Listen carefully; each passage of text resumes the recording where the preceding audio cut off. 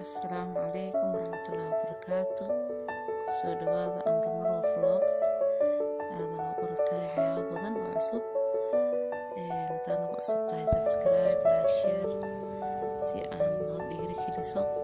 Hadaa hore noola joogtana commentiga noogu soo reeb ra'yigaaga.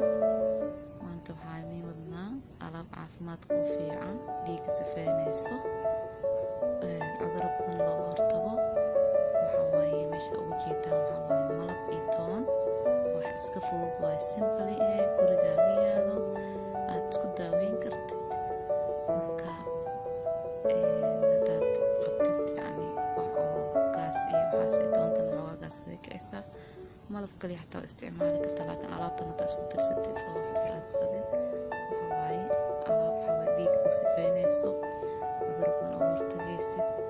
marka dhakhaatiirta qaarna way sheegeen haddana dareenin waxaa waaye toontaas arkaysid iyo malabka saafiga marka waxaa waaye intaa isku darsatid farjeerka ama talaagada gashanaysaa maalin kasta subaxdii ama waqtigaadi aad firaaq leedahay. hal qaata kugu filan. toonta meesha sidaas hataa haweenkaas ahaanaysaa iyadaa ku milmayso, inaad giriiriska dhigta xataa maahan.